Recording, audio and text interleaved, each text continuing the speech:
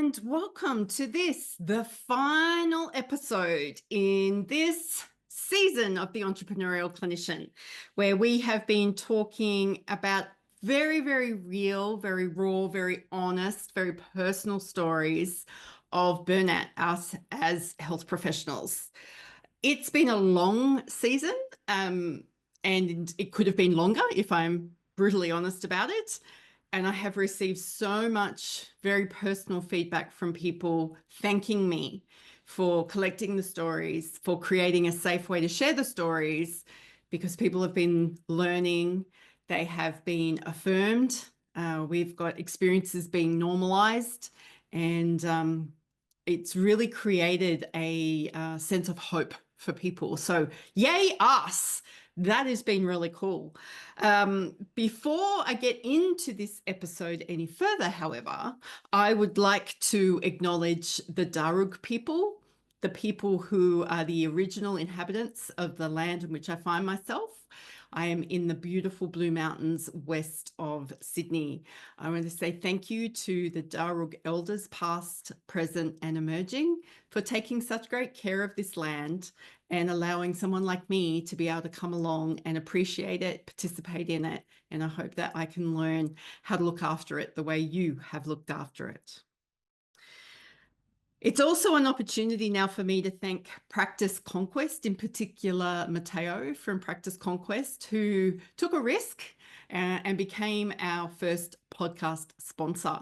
And I know several of you have reached out to him and asked for consultations, and I know he's really thrilled to be able to serve you. So thank you again, Matteo, for trusting me and for being willing to work with me on how to encourage, support, bring the types of services to the attention of health professionals all over the world who actually need help with things like Google Ads. If you don't know who I'm talking about, then please Google Practice Conquest and look for the free offer that Matteo has put together. Basically, he's going to do the work for free to prove to you that it works. That being said, you still need to pay for the Google component of that. There is a specialized link available in the Future Proofing Health Professionals Facebook group. If you'd like to take advantage of that, I encourage you to do it. It just means that we can track where you've come from, and Matteo can go, yay, Joe, look at what your podcast is doing. That's great. Yay. Because like many of us know, in business, in health, if we don't have outcomes that we can measure, then we end up just, whirling around in a soup that may not be very pleasant, and we want to get out of the soupy bowl. So I want to say a really big thank you to the guests who have been a part of this season. There were stories told that I had no clue were going to be told. If you've been on YouTube and seen the YouTube versions of this podcast, you will see my face and you will see my holy crap, where are we going with this moment? And I think that is an incredible thing that we have been able to enjoy, is people's frankness, people's vulnerability. It shows you that these are not highly polished interviews, that, we learn from each other. We learn from our peers. I am such a big believer in collaborative learning now. I can no longer be the expert and pretend that I know everything. Like, I want to contribute to learning, and I want us to contribute to each other's learning. I am so honored by all of my guests' willingness to be vulnerable. Thank you so much for trusting me with your stories, especially those of you I'd never met before, those of you who I may have spent some time with before, but you didn't know where things were going to go, and those of you who went, that's not what I was expecting to say, but I'm really happy that we're talking about it. So thank you, guests. And if you're on my email list, you will receive over the coming weeks a document that lists out every single one of the guests for this season and their offers or their resources that they've made available. It'll be in one collective space for you, because you probably can't even remember who started this whole season. So that's what this podcast episode is going to be about. It's going to be a recap of this incredibly powerful, incredibly hopeful, and incredibly empowering season of the podcast. So I started off talking about my need for a sabbatical, which I am now happy to admit was the word that I gave myself that legitimized my need to take time away from the busyness and the hustle of my work and the intensity and emotional load of my work to give myself time to heal. And I want to start talking about us as health professionals as being fit for the future, because the way I used to do my work has changed and the demands on me as a clinician have changed. And I am watching the demands on other clinicians, regardless of discipline, change. So we need to start thinking about our evolving identity so that we can continue to meet the needs of those we serve, because they're coming to us with different issues or different ways of expressing issues.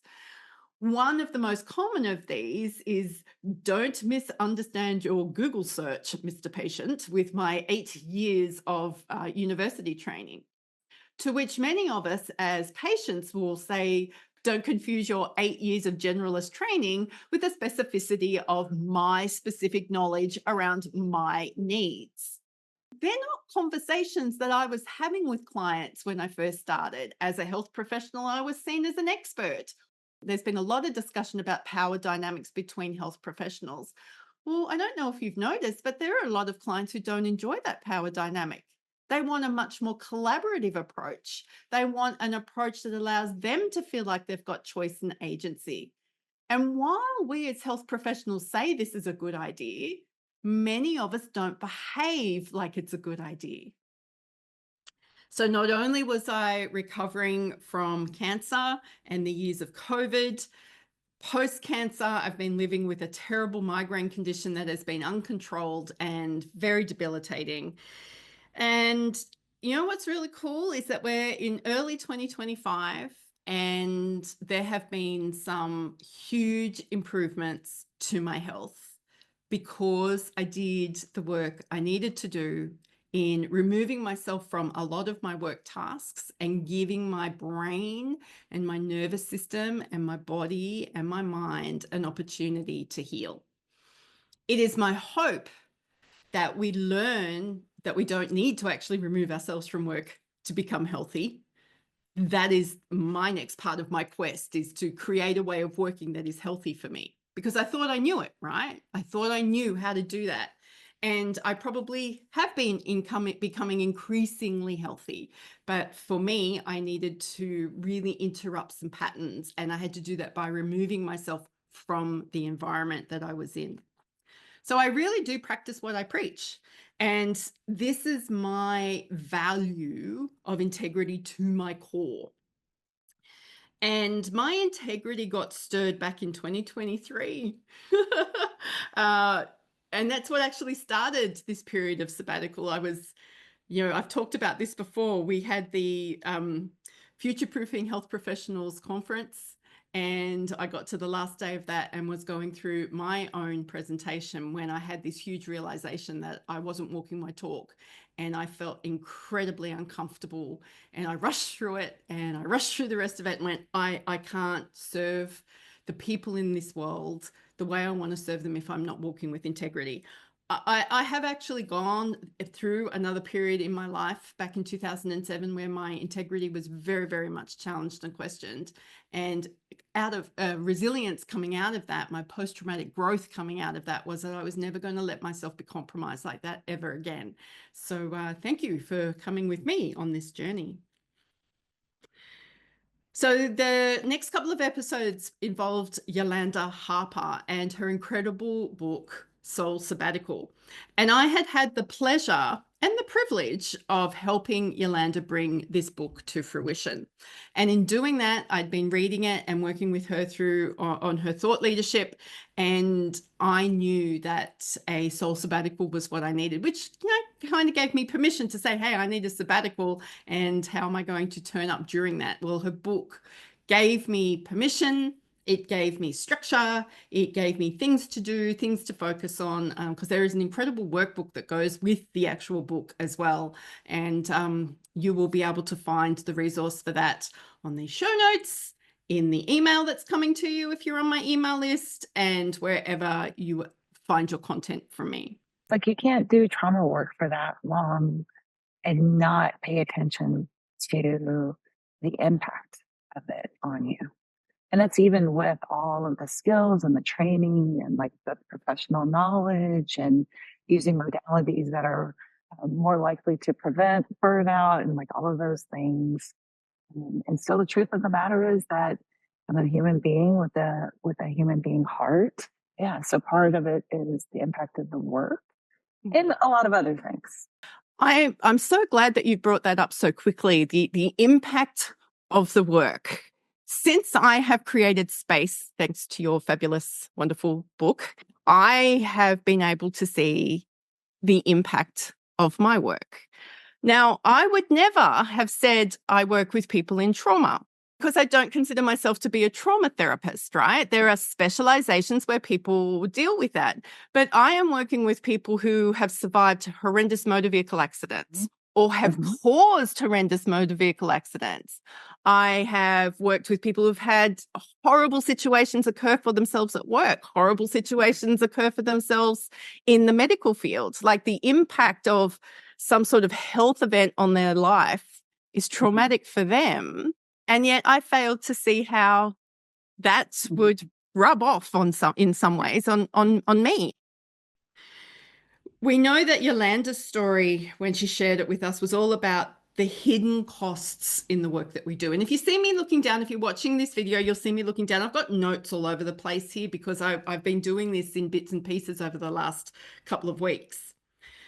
So we know that there are hidden costs to our work intellectually. We expect it. We talk to other people about it, but it kind of bypasses our smarts and bypasses our emotions because we've turned it into irrational intellectual exercises. Our desire to help others in need always seems to outweigh our own need for care and our own need to be healthy in the work that we do. So when I talk about health now, I'm talking about our physical health, I'm talking about our emotional health, our cognitive and brain health, our spiritual health, and then our environmental health. All of these factors, all of these components make up our health. And coming through these interviews now, as I've re-listened to them again and taken notes as I've gone, is Yolanda and I had a lot to say on overworking and overfunctioning. Which is something that I, as a coach of many of you wonderful people and people yet to coach, this overworking, overfunctioning theme is very common. And it's a sign that something else isn't working well. And overworking and overfunctioning is often rewarded. We are praised and sometimes even financially incentivized in our overworking and overfunctioning, which quite frankly is just unsustainable. So that was episodes 51, 52, and 53. Then in episode 54, we met Speechy Ed Johnson, and this is where I was first gobsmacked because I had no idea of Ed's history. I actually asked him to come and speak to us about founders burnout after he had been a part of founding this social enterprise here in Australia called Umbo, which is a fantastic solution for a lot of our rural and remote community families. What I didn't realize was that Ed wanted to talk about his burnout experiences as a new graduate starting out in his career, which is such an important and valuable conversation for everyone. For you, if you're a new graduate, if you supervise new graduates, if you employ new graduates, like you really need to go back and listen to episode 54 because you want to hear Ed's experience, but you also want to be able to put yourself in the position where you can see how his supervisors and the people supposedly providing care to Ed missed it in the moment. It was tough and I felt very alone. And I thought the best way to get it better was to sort of try to do as much work as I could. I saw a lot of mental illness in there. I saw a lot of people who had very long standing schizophrenia, PTSD, depression, a lot of complex trauma in there. And I was surprised, I suppose, or maybe I wasn't so surprised when I started seeing some of these things in myself. When I was at home, I would I wouldn't know what to do with myself. I could just sit in the one spot. I needed everything to be clean. I needed everything to be tidy and in the same spot. Otherwise, I didn't know what to do with myself. And even at the severe end, I started seeing things. I started seeing things that really weren't there. And probably the scariest thing was that I wasn't scared of that, because I just wanted to get through it. I just wanted to say, well, I'm seeing spiders on the walls, or I'm seeing a man following me around the house who I know is not there. And my pragmatic mind was thinking, well, I know I can see these things and I know they're not real, but really that doesn't help me get my work done.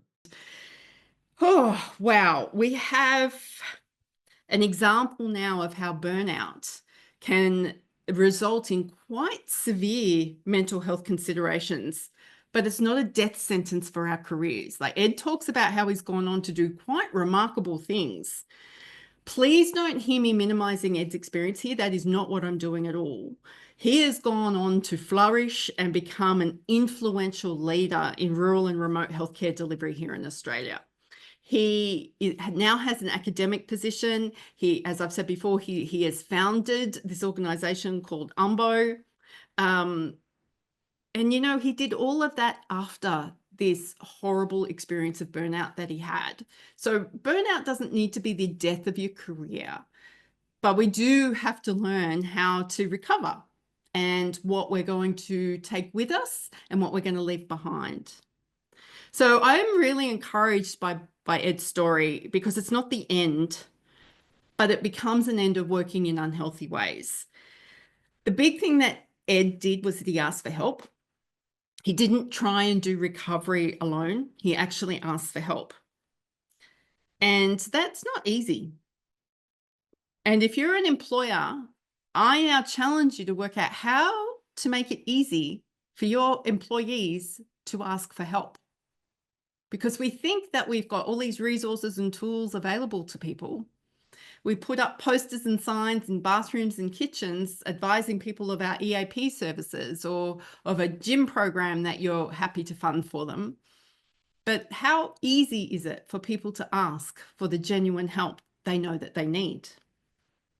So in episode 55, we met my good friend, Dr. Nat Green, who shed a light on how becoming bigger wasn't better or healthier for her, and how in scaling back her multi-clinician private practice, she has been able to grow in her own influence. She also shared with us her experience during the aftermath of the Port Arthur massacre here in Australia, and helped us contextualize what we often treat as professional experience on a day-to-day basis. Like, well, aren't psychologists just expected to go and help people through these horrible mass shootings? And she helps us understand what it was like for her, given this context of just keep going, and how she, again, went and found her own help. Working at Port Arthur, as I mentioned, they were 16-hour days, 7 days a week. And, I don't say that for anyone to feel sorry for me or anything. Again, it was the most amazing, privileged experience. And I say privileged, it was a horrendous time, but those amazing people let me into their world, accepted me, and I just wanted to help them, and they were hurting. So I just knew that I could help and I wanted to make a difference. So it was after that where I came home and life was pretty boring. It was like, I've been so switched on, 16-hour days, 7 days a week, no break, keep going, keep going, keep going. And then it was like, I have to go back to just seeing, and I mean this respectfully, just seeing a client who, had a sore arm. I thought, wow. And that was very important for that client, and I needed to be there to help them because that was my job, but it didn't feel fulfilling. I started to think, this is a bit boring in inverted commas, and I just felt, dissatisfied and started to get what I now know are those signs of burnout. And I actually recall sticking my hand up and saying, I think I need to see someone.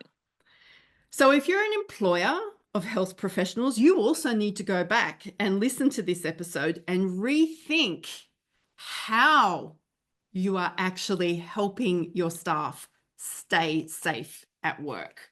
Because the work we do is so much more than slips, trips, and falls. Angela Lockwood joined us for episode 56, where she shares the neuroscience of burnout. What happens is the brain actually starts to make sort of maladaptive connections. So the brain starts to go, this connection isn't working for me, but this seems to be the norm. So let's create that connection, and that becomes the new norm. Okay, so it's not this beautiful, flow of communication. It now becomes something that it's like a glitch in the system, but that glitch becomes the new norm. Okay, that glitch becomes the brain goes, oh, okay, well, this is how we do things. And what it does, it affects different parts of your brain, like the amygdala, the prefrontal cortex, hippocampus. It affects all of those different parts of the brain. Now, when this becomes to the point where your brain goes, oh, this is like my new normal, this doesn't feel comfortable, then that's when burnout sort of jumps in. Okay, that's when burnout happens.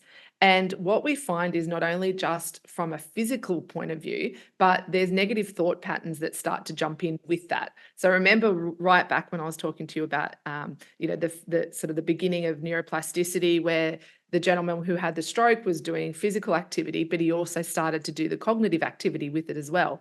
What we find, because of the neuroplastic changes that happen because of burnout, is that these negative thought patterns also become a part of the norm. So not only do we have physical structural changes happening, we also have the thinking behind and the cognition behind the burnout starting to work together.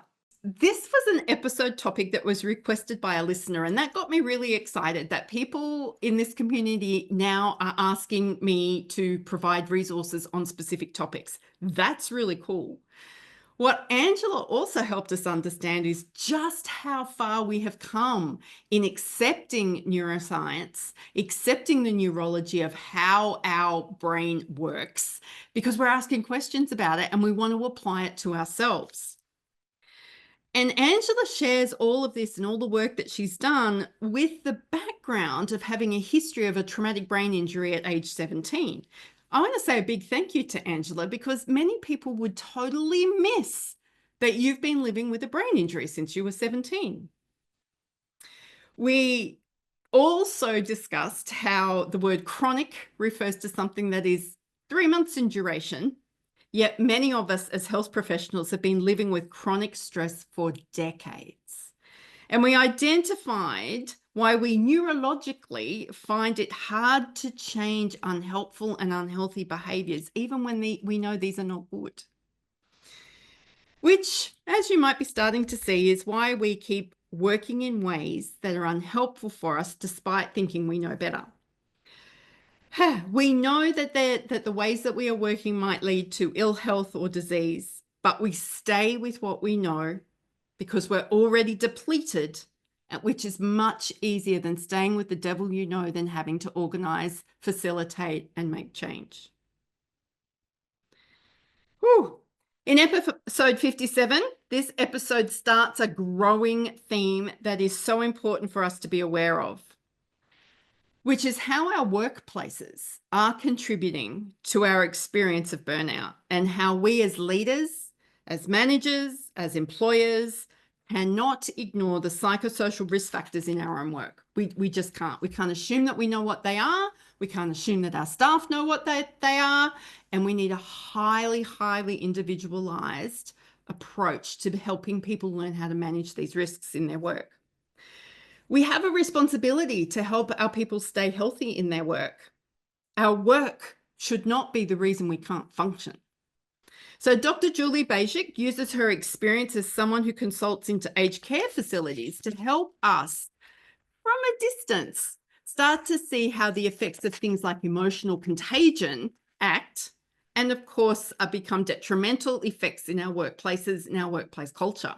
But I think that in 2024, we're becoming more and more aware about the impact of emotional labor and around psychological presence at work, and around what is, when it comes to emotional labor, like showing emotions that you need to have in your role as opposed to your true feelings. So you think about people who might be front of the house, or always having to be pleasant, but actually feeling crap within themselves, feeling tired, feeling sleepy, feeling exhausted. And the further away they are from their true feelings, more likely they are to experience burnout. Now, it was my intention, I did this very, very deliberately. It was my intention that Julie's interview with listeners, that we could use her aged care experience non-defensively, because then we could kind of go, oh, that's really interesting, because it's at a bit of a distance, and then be able to go, oh, heck, this is also turning up in my workplace. Employers, practice owners, this episode has extremely valuable insights. And before we hear, I actually recorded that one and put it in the sequence before, because there's going to be another episode that we talk about, thanks to Minky Vanderwalt, which is a little bit more hitting us in between the eyes. Episode 58 was another one of these frank discussions with Brad Williams of Williams OT. And I really want to take a moment to thank the men who stood up and were willing to be interviewed, because men are kind of outnumbered in healthcare, in clinical work. And it's harder for, we know that it's quite difficult for men to be vulnerable. So I just want to acknowledge that. It's hard for any of us to be vulnerable. Let's not say that, but let's just give, a bit of a hand to these guys. So Brad gave us a very frank discussion of what it's been like for him to have a very specialized occupational therapy business, where decisions outside of his control could have totally destroyed his business. Not once, but twice. So Williams OT as a business has actually been able to reframe the COVID and lockdown experiences as a time of refinement. Like Yeah, well, it ended up being that way. I didn't always see it that way, Jo. No. I was at that point of time, I remember breaking down in front of my practice manager going, what the hell are we going to do? How do we get through this? Again, this was a very real and open discussion about how you fear that this is going to happen, how a government decision on a Monday can have such detrimental and disastrous consequences for your business on a Tuesday or a Wednesday. And many of us have this incredible fear of what if that happened? Well, this episode exists to show you how Brad got through that, not once, but twice. And at the time of our recording, he was going through it again for the second time. But it's not about the money. It's not about my name on the door. It's not about notoriety or anything else like that. Those things come if you're doing a good job and you're living by your mission, and really understanding how you help people is what makes the difference. So Brad very, very skillfully provides us with a list of how-tos. I don't know if he realized he did that, but he did. When I went back and listened to it, it's like, oh my gosh, you've got the how-tos of how to recover from something like this here. So how did his service and the decisions that the government made, how did he deal with that? And why isn't he under the desk in a heap in the fetal position rocking forward? He just kept going.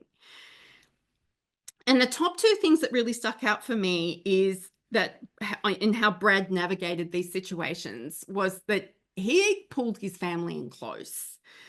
He did not let himself get isolated. And if you know Brad and have talked to him or spend any time, like, his family is why he does things. So he got back to the roots of why I'm even doing this.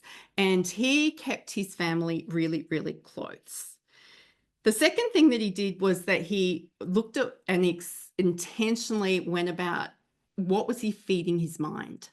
So we often talk about our nutrition in terms of what we're putting into our bodies. He took that a step further and was listening to things that were motivating, listening to things that were inspiring. He kept out of the way of things that were negative. He kept out of the way of discussions that were poor me, poor me, poor me. And he chose to focus and rebuild his energy by listening to things that were wholesome, nutritious for his brain. That, is one of the things that we will often tell clients. I don't know how much of that we do for ourselves, but Brad's example has really helped me go, not watching that anymore, not listening to that anymore, not going over there anymore. How am I turning up to be a positive influence in this world?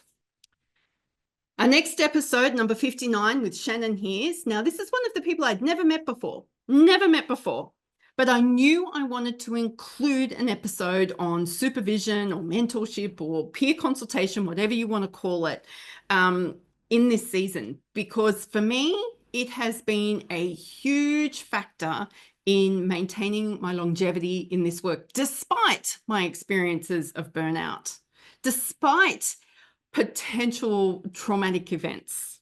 What I did realize is that there's been a significant difference in my ability to be a professional counselor, a professional in the field and a counselor to other people, based on the type of supervision I was getting. So I had good supervision. I was a good therapist, good counselor. I had bad or no supervision. And I don't know how good of a counselor I was at that point, but that's when I got burnt out. And so for me, it was such a direct correlation between the type of consultation and supervision and support I was getting to the way I was able to function in my job. Well, and burnout doesn't just affect you as a clinician, it affects you as a person also.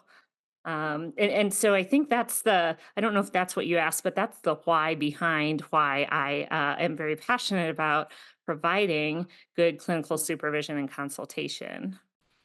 To me, ongoing supervision or mentorship, it's not a nice to have, it's a necessity. It's where we are given perspective. It's where we decrease our isolation. It actually keeps us accountable to our work and to our ethical practice. And it actually addresses how we're turning up. So some of the corners that we cut because we get lazy or we learn to cut corners, we all do it. It's a neurological fact. It's just how our brains are wired. We find an easy way to do something.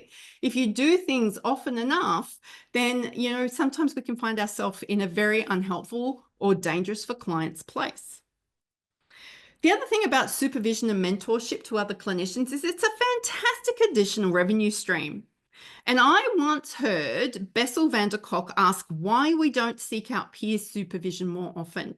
He does this to the point of having people critique his interviews with clients. Talk about being secure in who you are and the work that you do. So once we get over the very obvious disclosure and sharing of client information piece, I personally think this level of accountability and willingness to build our own sense of workplace well-being will help us become so secure in the work we do, and we won't be defensive when somebody turns around and says, hey, I think you could have done this a little bit better, or I'm a little bit concerned where this repeated pattern of behavior may be leading you. This helps us maintain our health and safety in the work that we do. Now, episode 60 with the delightful Sarah Gilbert, also somebody I'd never met before, was a fun episode about a very serious topic. So thank you, Sarah. Now, in this episode, we talk about existential dread. Yes, we do. And we did it with grace, we did it with humor, and we did it with some self-depreciation thrown in. I didn't enjoy being at that point of massive burnout, but I'm looking back, I am grateful for it because now it's like, okay, I'm not going to get it perfect every day, but I am on this path of really continuing to evaluate and change the way I relate to my work so that I can stay in the work, so that I can keep doing this. We talked about the joy of clients cancelling or no-showing, which is a bit of a double-edged sword. We talked about the fear of email and how that can actually make us feel quite nauseous. And we talked about the hope that no one else asks us to do one more thing at one more time because we are just so depleted that we don't want to have to be responsible for another thing, let alone another person. These are all signs that something is not working well in our work situation or the way we are relating to our work. So I have been blessed with the opportunity to work with a fantastic mentor for years, Carrie Nola. And one of the phrases that she has said in different iterations just has kind of planted itself in my brain of what is mine to do. And so similar to what you were just talking about, like that's kind of how I anchor into, I even had it as like a little post-it note on my computer monitor. There is also a really, really helpful discussion about how, as an individual strength, like being a problem solver, can actually become a problem, like too much of a good thing. Too much coffee is apparently bad for you. I haven't worked out what the too much is. Yeah, I do. I know for me, more than 3 espressos a day becomes a problem. So this was a very practical episode with a number of actions to take.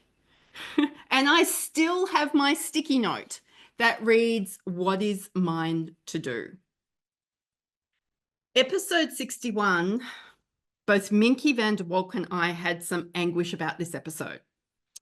I can't thank Minky enough for her willingness to speak into moral injury as a health professional. Now, you've got to understand that Minky consults to health businesses. She consults to large organizations. I consult to large organizations. I consult to large health service providers. So for us to now turn the table of this discussion on burnout and actually help employers, institutions, systems within which we find ourselves and say, guys, we all have a big problem here. That's a very vulnerable place for us to be. But I was thinking, have I experienced burnout? And then I thought, no, I haven't really. I wouldn't call it burnout. And then I thought, would I call it vicarious trauma? And then I went, no, it's actually moral distress. That has been the significant part of my experience. So I think a lot of us know about burnout these days, and a lot of us know about vicarious trauma, but moral distress is really this part where there is a values betrayal really in the work. You probably know this terminology comes from, the world of moral injury, which is originally researched and discussed in terms of war.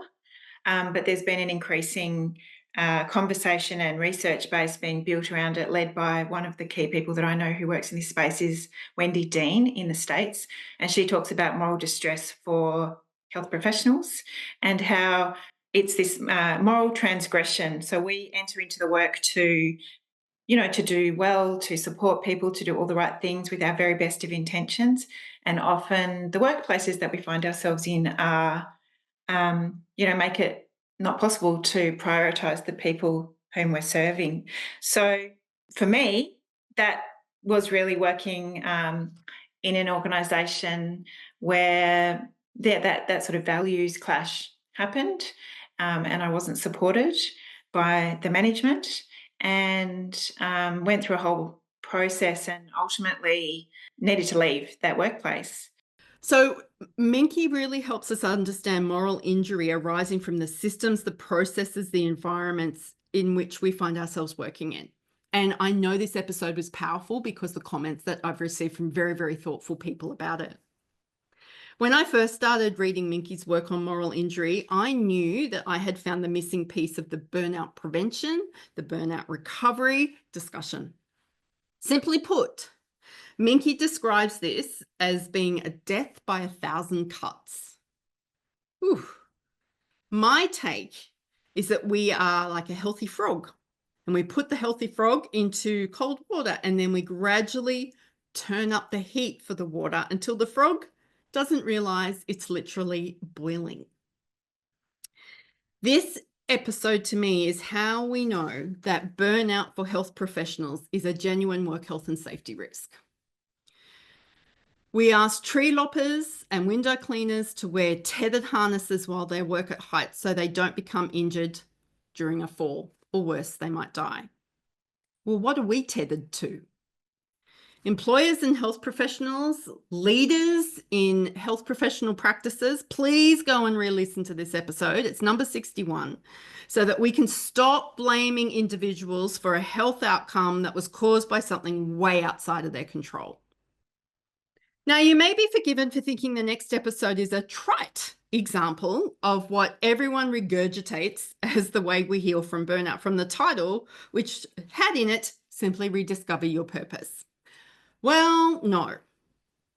KR in this episode turns his very personal experiences of feeling dis-ease, not being at ease with himself, as a clue to where he might have recognized that something wasn't just quite right in a way that he was performing his work. Burnout, in a sense, is a conflict or a way of operating against those systems of values that we have, those core ethics we have that are often brought onto us by the external world.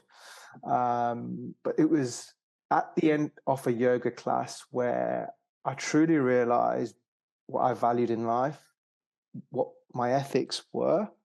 And from that point onwards, the powerful experience I had at the end of a yoga class, at the end of a vigorous kind of session of moving the body with the breath, and what that culminated at the end kind of got me on that journey of, if I can bring my mind to this state of peace and silence just through this exercise or this form, maybe I will be in a better space to learn and listen to myself and understand what's making me feel uneasy. You need an environment in which you can contemplate that state of disease, that state of inner conflict. You need moments of silence and tranquility when you're feeling burnt out and restless, and when you're feeling you need to escape the world. KR is an incredibly thoughtful person who provides insights into the phrase do no harm.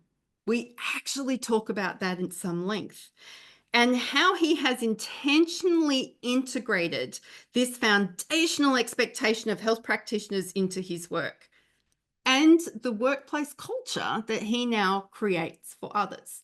Have we stopped to think about how our culture that we are creating for our clients, our employees, and our customers, how that relates to the expected philosophy of do no harm?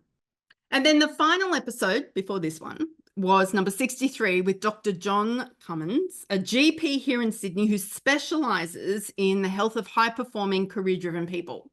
So us. He specialises in people like us. John's story of how he consistently uses himself as an example is so helpful and enlightening, and it's normalizing. It's a normalizing because John talks into his resentment and frustration at simple things like being asked out of a hospital that employed 5,000 people. Why did someone ask him that specific question on that specific day at that specific time? I had to work really, really hard not to laugh during that conversation because I'm like, I get it. But then I've never been in a context where I'm one of 5,000 employees. He's like, do you think it was me that was going to provide this answer? When really what he wanted to say to that person was, I'm busy, I've got patients to see, I'm stopping people from dying, stop bothering me. John also highlights the necessity we have of understanding our own stressors because they're different. Not to eradicate them, because no stress is actually unhealthy, but to understand the risks to our own health that chronic stress creates. By far the most important question to ask someone about how they're coping with life, other stress, other burned out, is do you sleep?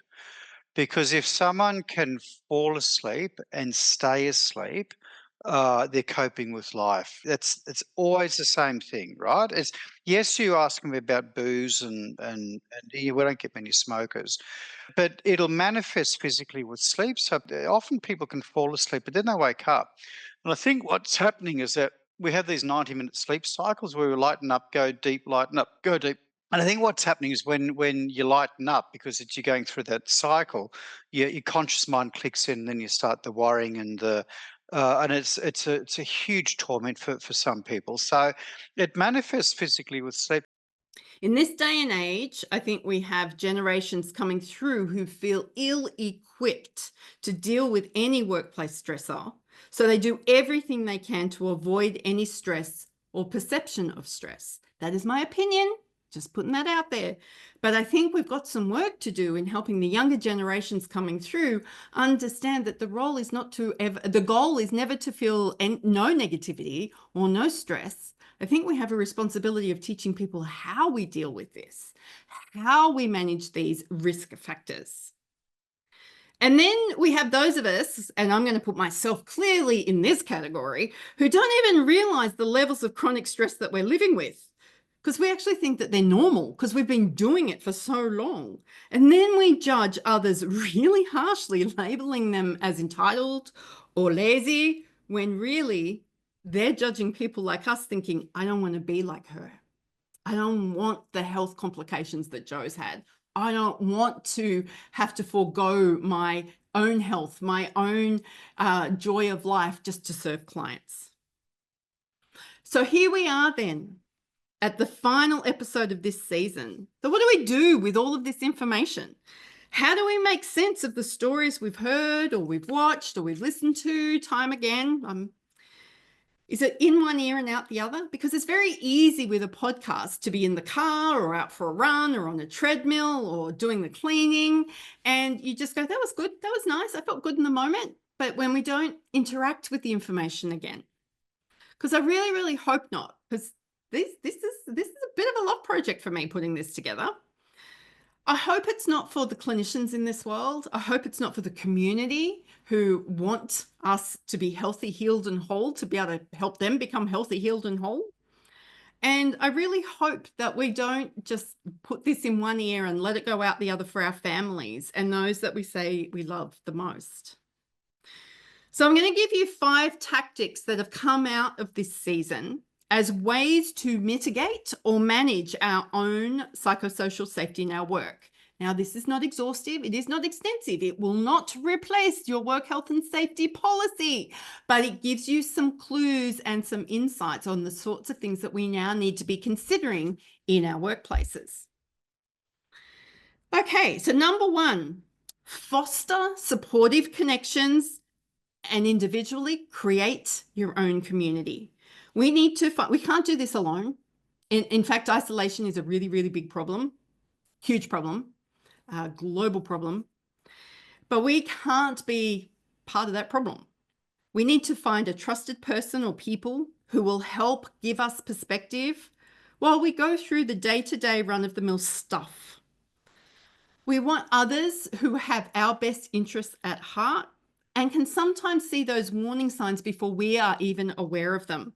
And we need to have people that we trust enough and give them permission where we can say, could you please hold me accountable to this thing? Or if you observe these behaviors in me, could you please, make sure you bring it to my attention? So these could be things like, people starting to turn up late for work, or the opposite of, lots of over-functioning, over-billing, over-promising, over-delivering, turning up. That was certainly true for me, except that behavior gets rewarded. I really, really wish that I wasn't the main breadwinner for some of my previous employers and that they could now stand back and go, Joe, this is not okay. I can't have you keeping doing this. You won't be here in 3 months' time, because I wasn't. Yeah. So foster supportive connections, or for you as the individual, create your own community. We have to spend time. The second one is we have to spend time getting to know our bodies again.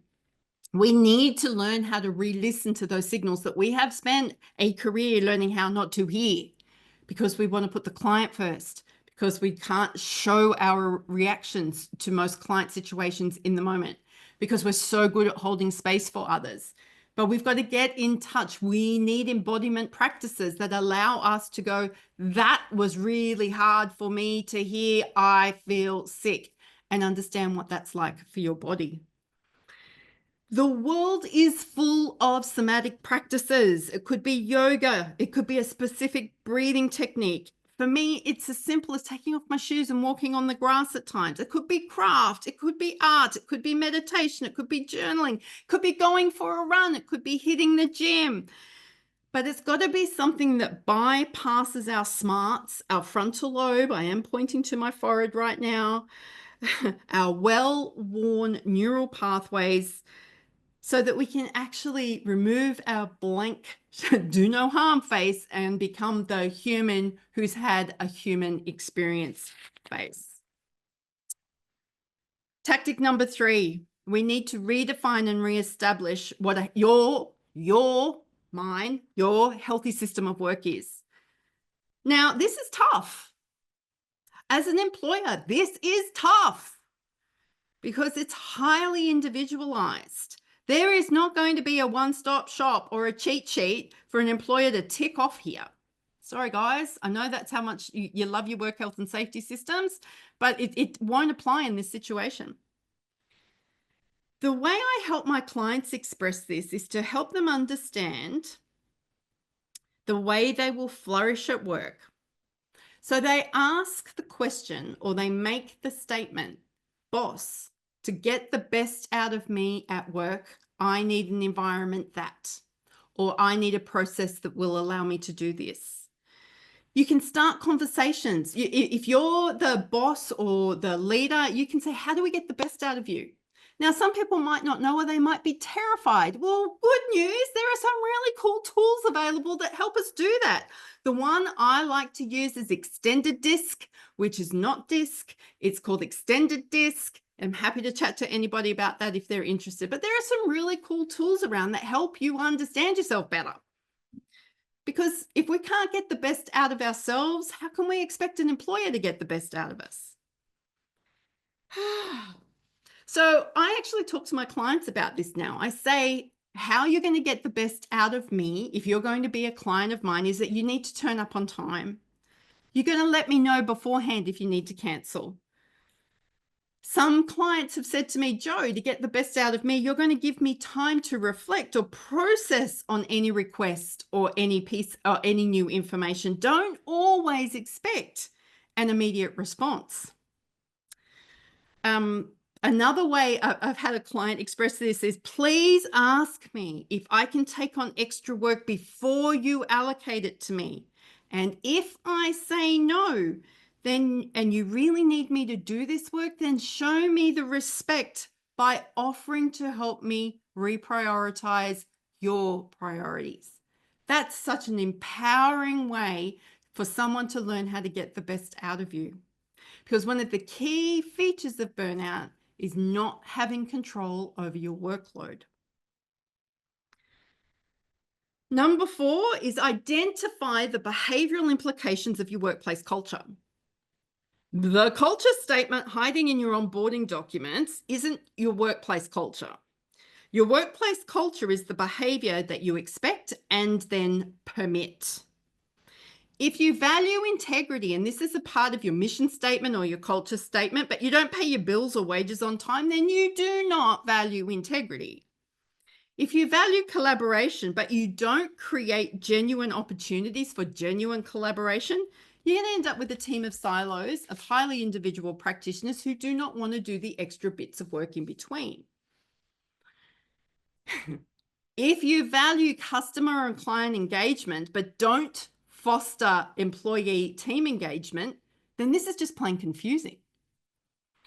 So even if you are a single operator, you will have a specific culture that you create. And when we have a poor culture fit, where values don't align with behavior, we will feel confused, unsafe, and we will quit. And the 5th tactic, and is probably, I reckon this is important. You've got to know yourself. You need to work. We all need to work with someone who will help us learn how you best operate. So it's kind of an extension of number 3. But this is how we create sustainable practices within our work. So learning what your genuine strengths are, not by just doing the Clifton Strengths Finder, people. Like, what are you going to do with that information? How do you behave when you're stressed? And how does this specifically affect your work and those that you work with? How are you motivated? We all have different motivators, and they're not always the same all the time, which is, again, why I really like using something like the eDisc behavioral analysis tool, because it actually tells you, because you answer the questions and it actually helps you understand this about yourself. We all have a responsibility for ourselves and others. I'm not victim blaming here. Please don't misunderstand me. But how we do our work, who we do it with, the systems and environments we are in, all are equally as important as each other. And it's time that we really change this conversation about burnout for health professionals by putting it squarely needs to go, which is it's a work health and safety issue. And then it becomes a public health issue, which is what we're going to experience here in Australia when we have 200 public health psychiatrists resign en masse on the 20th of January, which is what they're saying they will do, because they're not being looked after by New South Wales State Health. So it brings us now to the end of season 4 of the Entrepreneurial Clinician podcast. I hope you have found this episode to be useful and gone, oh, I want to go back and listen to that episode. I want to go back and listen to the other episode. Please, if you are not on my email list, go join it. I won't spam you, I promise. You just go to the website, joemuirhead.com. It's right there in the middle of the front page. There will be more content coming that's not going to be published as podcast about what we've learned through this season, and also about how we progress this conversation, not to mention the fabulous resource list that's about to hit your inbox. If you haven't done so already, please come and join the free Facebook community. Search Future Proofing Health Professionals. Come join us. It's an interesting community. It's not the most busiest community ever, but I know that it's a safe community. And if you're waiting now for season 5, then it's actually looking for its sponsor. Season 5, I want to speak into all things. What is entrepreneurially going on now? What are some of the cool things people are doing to generate increased revenue so that they can serve more clients? Where are some of those cool things that are happening? And I've got some great guests lined up, but I can't do it without a podcast sponsor. So if you or someone you know could be our next sponsor, please email hello@joemuirhead.com so that we can send you out the prospectus and help you understand how sponsoring our podcast is actually going to be good business for your business. Well, there we go. That didn't take as long as I thought it would. I hope you have found it a useful summary. I am ready for another cup of coffee. So until next time, go be your very awesome self.